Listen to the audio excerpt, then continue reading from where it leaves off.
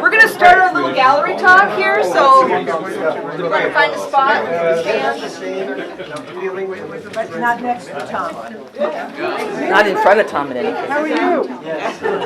I just finished the book. All right. We all. No, I thought it was one. Run, Nano, run.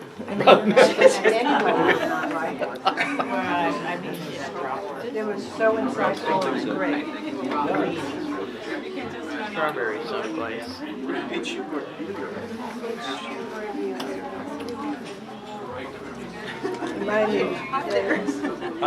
All right, I'd like to welcome you all to the Community Arts Center. I'm so happy to see everybody here tonight on this beautiful evening. I'd like to thank the Michigan Council for Arts and Cultural Affairs for a grant that supports our operations and helps to make events like this possible. And I'd like to ask you all to take the opportunity to talk with your legislators and tell them how much you appreciate the arts and urge them to support the NEA because it's really critical for humanity that we have state and federal funding for the arts. So thank you for doing your part. I'd also like to thank our members of the Copper Country Community Arts Council. We're celebrating our 25th year this year, trying to celebrate all year long, stretch it out a little bit. We're really proud of our longevity, and we're really thankful to our members that help us keep the doors open all the time. Thomas. Oh, what a pleasure to have Thomas's work here in the gallery. A few years back we had a show and it was incredible, and he's gone over the top with this one.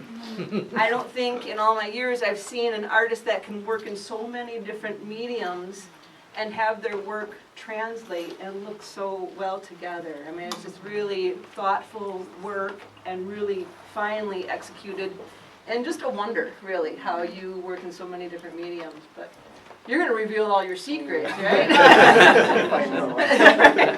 So I'd like to thank Tomas for sharing his work with us in this gallery. So.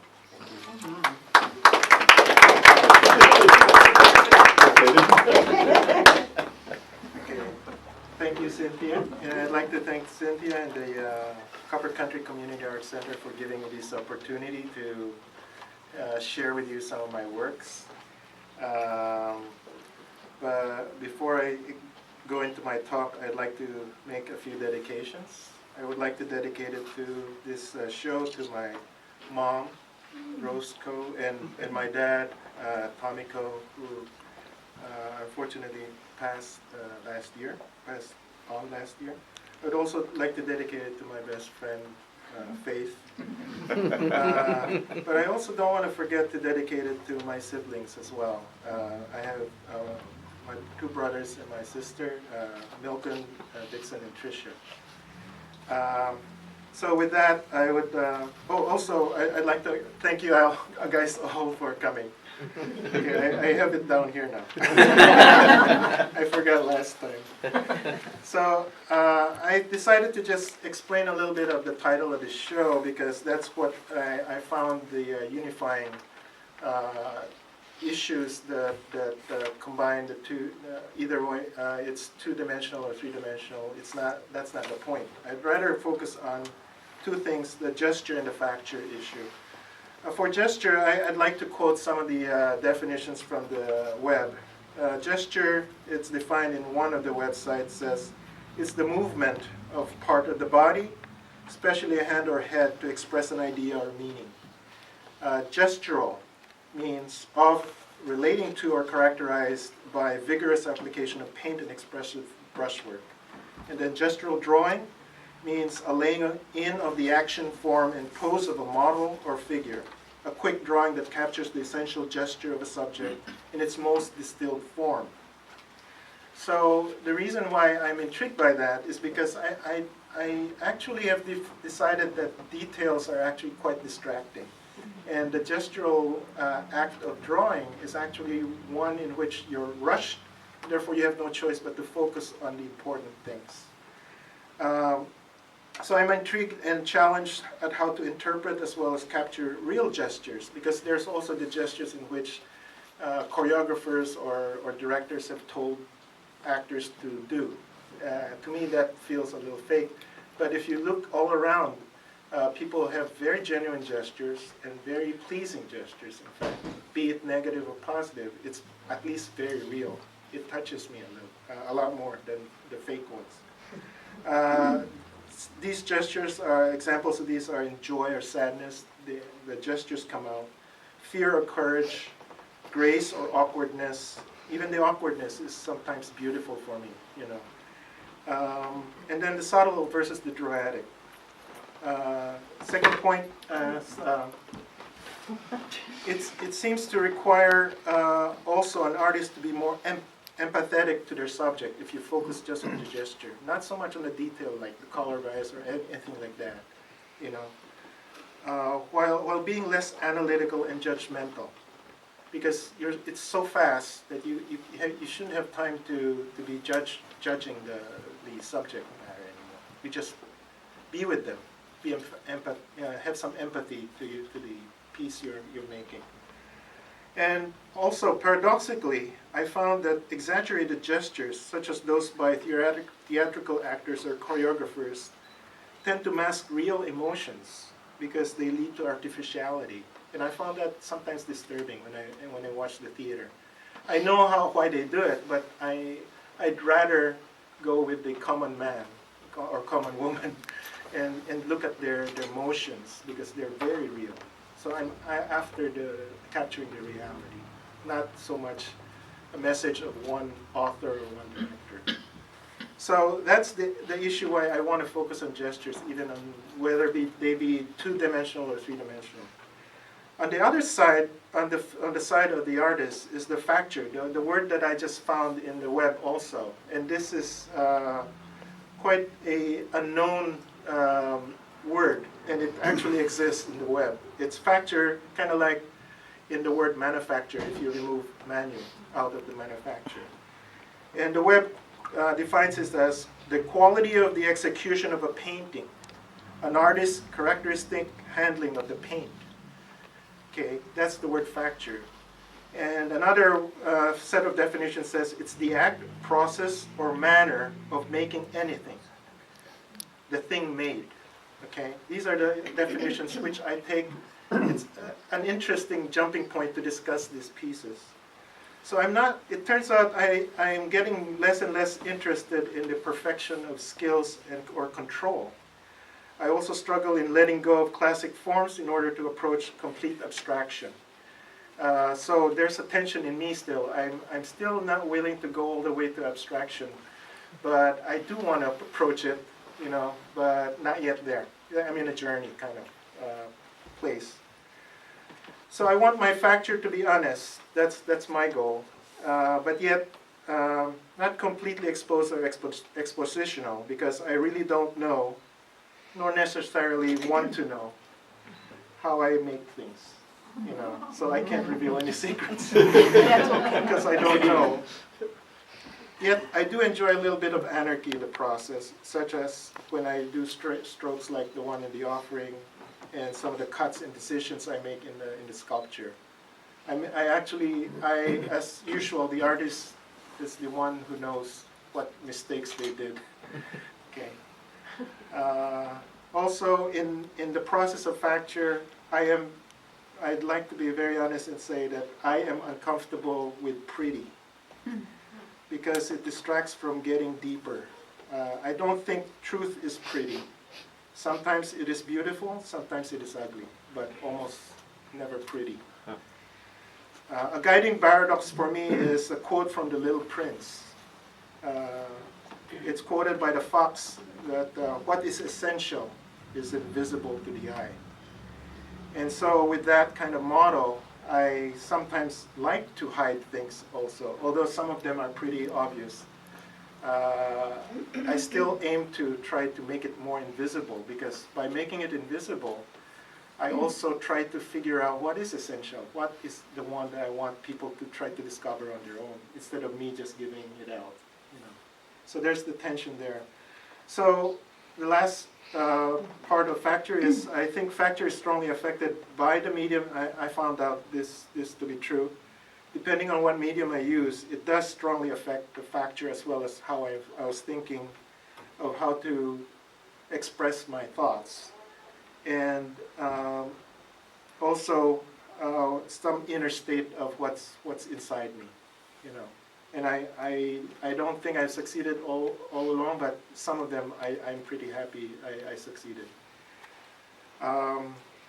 With that, I would just say, just to save some time, maybe I'll explain some of the frequently asked questions. As a teacher, I always get this part of the FAQs part. Okay, so maybe some of you have this kind of questions also. The farmer, where's the Behind you. Behind you. Here, people have been asking me why it's split in the middle, and I'd like to, I guess, explain it, because this is quite important to me. This is how the farmers in the Philippines, like Banawe, the farmers sit when they're tired. They don't have a chair, they just sit there in this pose.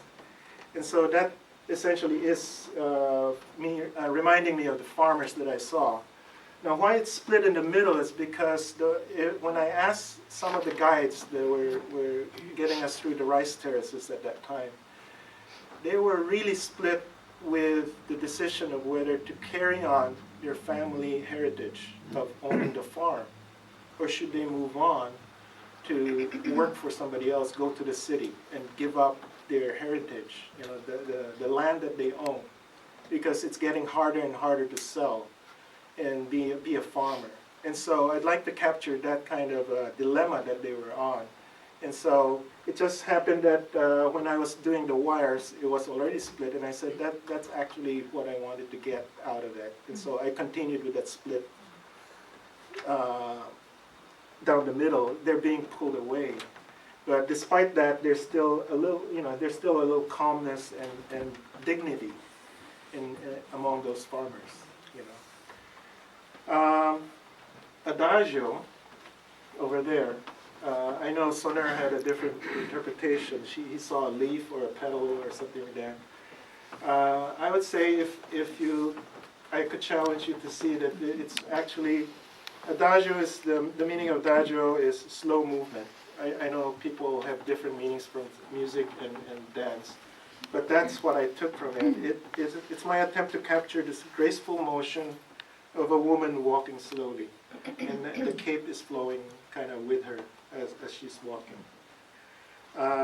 Next one is democracy. Democracy is my foray into kinetic art, and you are welcome to take this around, okay?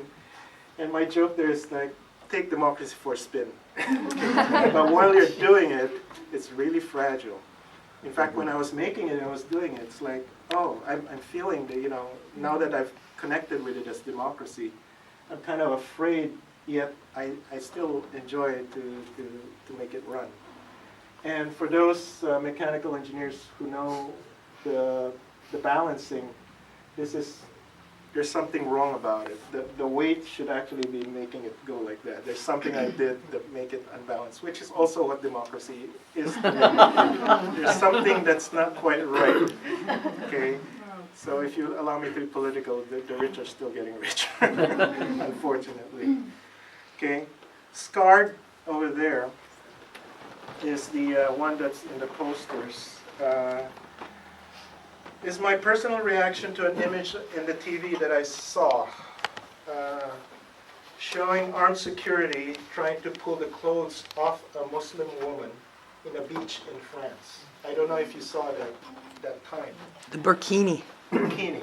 It was very upsetting to me because, they're here trying to be saying that they don't want to have any religious inequality, but the way they were doing it was, if anything, just as bad as the United airlines thing, to me. I reacted very negatively about it. So I had to expunge that feeling. I had to create that to kind of remember that that's really horrible, that what people do to women. Okay. Pietà over there. The word pietà has been used to It's the orange pietà is one. the orange one. Right in the way. Is the one that they used to have that for, like Michelangelo with Mary over the holding the body of Jesus. But I think it's more than that nowadays because of all the wars that we have been having. It doesn't have to be Mary and Jesus actually, because a lot of mothers have been doing that unnecessarily. A lot of their sons have been killed during the war. And so the pietà is beyond just Mary and Jesus. It's unfortunately happening to more and more families. Infrared over here is the reason why I chose the title is because, again, Google helps a lot with me nowadays. Infrared radiation, back to my issue of the invisible versus the visible. Infrared radiation, as the definition said, is it's a type of electromagnetic radiation that objects emit when they are hot, but not quite hot enough to emit visible light. So there's something about our world right now that I feel, we're all getting angrier and angrier. We might not see it yet, but it's building up. And so there's a sort of a bubbling of emotions right now. Those are the only list I have here for FAQs. But before I open it up to question, I also want to kind of take back at least some song that was hijacked by some political group. I won't say which. It's the one by Rolling Stones. And I want to quote, because in making all of these, this has guided me as well. And it says, you can't always get what you want. And the important parts actually are the following. If you try, and underline try, but if you try sometimes, you just might find you get what you need. And that's what I found to be true. But you just got to try. If there's any secret that I could share, it probably is that you got to try. Okay, so that's all I have for today. Wow.